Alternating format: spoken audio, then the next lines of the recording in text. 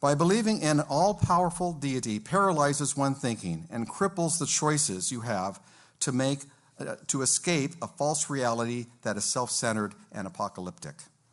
Looking at the truth requires courage and intellectual honesty of finding the best argument against your own. This is the holy grail of skepticism. If you're not willing to examine the arguments, then you have to admit that you're not willing to find the truth. No one can ignore billions of other people believing differently and justify that your God is the only one. If you question that, if you question what you believe, and more importantly, why you believe it, you just might extricate yourself from the supernatural world of belief and discover the wonder of naturalistic world without ghosts, demons, devils, magical thinking, or malicious gods. Live well in this world. It's the only one we know for sure that exists. At this time, the other side will have 10 minutes to cross-examine. Okay, so there's the setup, pretty vigorous, pretty rigorous, and I like the little, at the end, the little live well in this world. They kind of get into that in a second, so let's go ahead and play it out. Bruce, you're a naturalistic materialist, correct? Correct. Okay. Would you agree with Krauss and Sagan that we're stardust? Pretty much. Okay. Pretty much. Well, where do we come from? I don't believe God poofed us into existence, no. Now, as an atheist, from your perspective, would you agree with Krauss and Sagan when they say human beings are stardust? We evolved naturally from material, yes. Okay. And so it's a godless universe, no governance, no guidance, matter in motion. I didn't say governance. Please try to speak into the microphone. No personal governance, and order. I could agree with that. Personal, okay. Sure. So given that, naturalistic materialism, human beings being stardust, what's wrong with eating babies? Because we have a mind, we've evolved to have thoughts, and we care about other people, and we can Bruce, what's morally wrong with eating babies? We can put ourselves in other shoes. That's why we don't kill babies. Okay, ready? We have evolved to accept morality over evolutionary time, Bruce, I'm going to ask you a question here. Over evolutionary time, you've had two values risen up over evolutionary time. You have stardust that likes to hurt people and inflict harm, and you have stardust over here that wants to do good and treat others well. Why are you arbitrarily choosing one value over the other as stardust? That's an invalid question, Jeff. That's an invalid question. It's not an invalid question. There are not two different things going on. There's two values risen up, Bruce. There are not two values because at that particular time, no one was around to have values. No, Bruce, today, there are two values risen up. 1 second. There are two values risen up. And so the question is, what's wrong with stardust bumping into stardust? Well, I don't think there's anything wrong with stardust bumping into stardust. Could you allow Bruce to answer that question real fast? Oh, sure. Well, I might actually defer that question, but I don't see stars bumping into stars. What's your question, Jeff? No, stardust. You said human beings are essentially stardust. What's That's morally an wrong with equivocation stardust? argument, I think, that you're saying we are stardust, a lot more than stardust. Okay, Bruce, you still haven't answered the question. What's wrong with eating babies? The speakers do have the option to defer to their partners. What's wrong with it is that you actually support it because you read the Bible. This is the insanity of belief, that you believe something that it's okay to do because God tells you to do it. Do you believe in killing Bruce, babies? where in the Bible does God say to eat babies? Babies? The reason I don't think it does. The reason we don't. To kill babies, yes, in many, many verses. All right, go ahead. To skip 1,000 reasons, there is one very simple reason why we don't eat babies, and it's because we will no longer be. That would be the end of humanity if we all thought it was a good idea. From an to eat atheistic babies. perspective, what's wrong with that? There is no atheistic perspective. You're assuming value and dignity in these human beings that you say we ought to protect. Now, as a Christian, real fast, as a Christian, I can justify that claim of human value and dignity in babies, but you're assuming it. I'm asking you to provide a justification as to why it's wrong to eat babies from an atheistic perspective. Okay. Give me a justification. Great. So three things.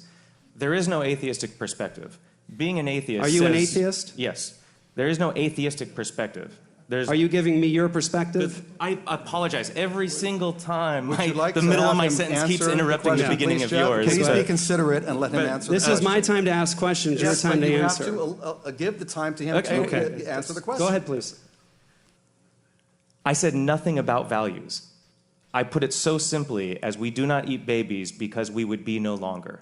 If we And what's wish- wrong with that from an atheistic perspective? That's what I've asked you a second time now. So I'll answer it this time, yes? Okay. Okay, good. There's no atheistic perspective. The fact that I do not believe one's claim that there is a supernatural God of any sort Yes. does not guide my morals in any way.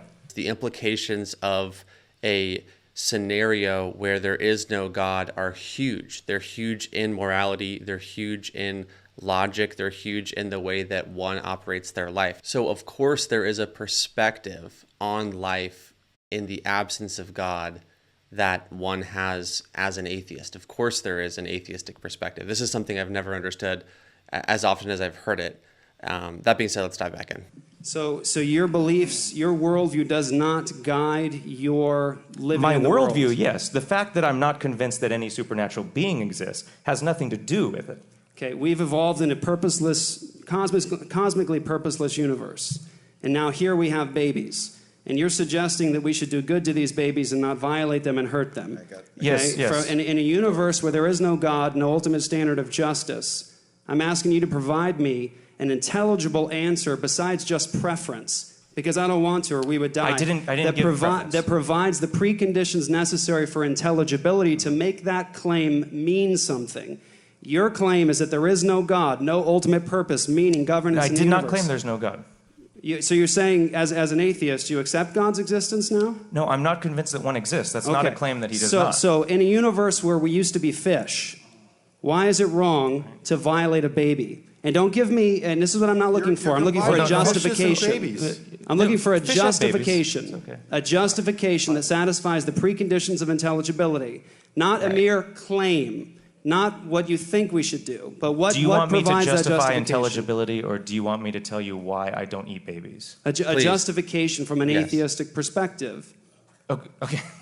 I have a question. He just said there is no atheist perspective. Let me Okay, chime I in with have a to again question. say, if you don't mind. just you actually have to face the music of that question, and it's a very, very important question because it's the distinction between just what do you feel or think is right or wrong versus can you now actually support that and actually intellectually justify those convictions that you have in an atheistic worldview. That's what he's asking for, is not what do you believe is right and wrong, because you can obviously arrive at right conclusions.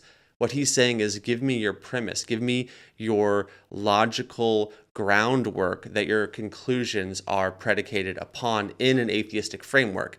That's the penetrating question being asked here, and I am very curious to see if it gets answered because it just got dodged. Let's dive back in.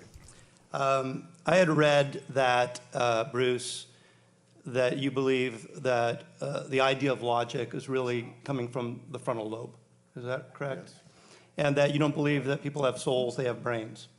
Correct. I'm not a dualist. A dualist believes in a mind separate than the brain. I believe that our mind is our brain. Right. And you obviously believe in the some sort of Big Bang. That's our best explanation right now, but I'm open to new explanations if something comes along. That's what skeptics do. So in light of that, let me ask you this question. You gave us some pretty horrible atrocities for us to consider on this screen. Do you think the people who did those things were wrong in doing those things? It doesn't matter if they think they were wrong or not. They did them justified by religious leaders at the time. I'm asking if you think those things that you showed that were so horrible, do you think they were wrong? Of course. Do you think those people should be held accountable for the wrong things that they do? Sure. Okay, so let me ask you this then. If we're just matter in motion, if we're just molecules... We are not matter in motion. If we're molecules flying through space... We're not molecules If we're flying the through end space. result of a Big Bang, because there was nothing, there was a Big Bang, and now we're sitting at the table. How can people be held accountable for their actions any more than a piece of shrapnel can be held accountable for landing where it lands when the explosion goes off? I'm wondering, how do you take that leap from being naturalistic to holding people accountable and stating that they are absolutely wrong for the things they do? I'll just say one thing, that we live in a social contract. We live within a social contract. That's one of my answers. The shrapnel does not make decisions. We do. We realize that. We are self-aware. The shrapnel is not. That's why we don't look at the shrapnel to abuse it afterwards. We look at the humans that made the decisions and fired the shot. Right, but if the mind is And- just mechanical, if it's just something that is material, Sure, and we don't need to I get mean, into... do you see the difficulty? No, because No, I don't. Okay, all right. And I'll Because I'll I go think ahead- people would no, see the yeah. difficulty there, but maybe Let's- you don't. right. And I think it's kind of obvious. 2 minutes? Yes, the reason that we do govern ourselves, that we do live in the social contract, that we to just avoid all of the obviousness that we are a social species, that we are tribal in nature. We do come together, we protect each other, we want to live, we have a desire to sustain ourselves. Is that Avoiding, good? I'd like to get avoiding my all of, question in, so avoiding if you can all of make the it obvious. short, if you don't mind, I'd like to get my question in. Avoiding all of the obvious along those lines. There are actual rational reasons. We can use empirical data to show that it is a bad idea to run around killing each other. Because if we all think that it's okay to just run around killing each other, Okay, we no longer That's exist. sufficient. That's sufficient. I have one question for Bruce. In the closing statement of your debate, how do we know what is true? You said, I understand now through the process of looking at psychology on a very amateur level that we could be wrong big time on any of our thoughts, no matter what our personal experiences might be. Do you believe that you could be wrong about any of your thoughts? Of course As I you do, said. but I have Okay. a confidence level. Okay, that's one fine. thing That's fine. That is not mentioned in any I have of one your last question. debates. Could you be wrong about everything you said tonight? Say again? Could you be wrong about everything you said tonight? Logically I do follows not from your believe statement. I am wrong. That's not my question. My Yes or confidence no? level. You see, this is what the problem is, Si. You deal with absolutes. Right. There's a range of confidence that people have. Are you saying there are no absolutes? There is a range of confident you. absolutes. There is another word game he's playing. Do I have any time, Christopher? 30 seconds, answer please. that? There is a confidence level that he completely ignores. He's going to say, do you know that anything is true? And I'm going to say, well, technically, no. But I Confidence believe is- it's true because I have confidence that it's true. I have confidence that Sean's So not you gonna have stab faith, me. Bruce? Bruce, you have faith? It's confidence, Bruce, it's not you have faith. Do you have, There's, okay. there's Bruce, five Bruce, different the- definitions of Time, faith. gentlemen. Can I answer?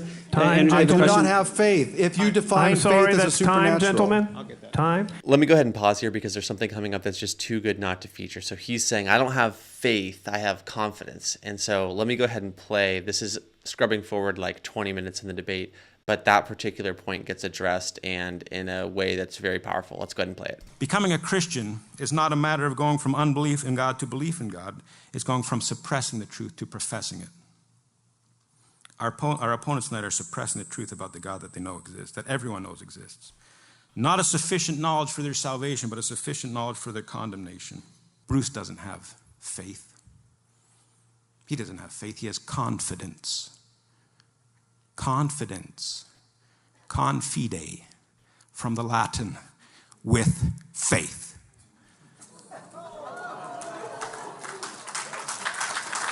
Pretty tough moment in a debate. But I want to say this. It's not about winning, even though that was a winning moment. It's really not about winning the conversation, winning the debate. It is about winning people's souls to Christ. It is about actually getting through these philosophical and apologetical issues as stepping stones toward the ultimate goal, which is literally relationship with God. We are all in his image. We're all creatures of God. We're all intended to be with God. And yet in the context of this fallen world, our minds and our hearts can be absolutely put into a pretzel of confusion, rebellion, and doubt. And so for me, I just want to say that because the things that I'm doing on this channel, it's not a matter of, Christian destroys atheists. I don't want any atheists getting destroyed. I want people's eyes being opened to the truth and the reality of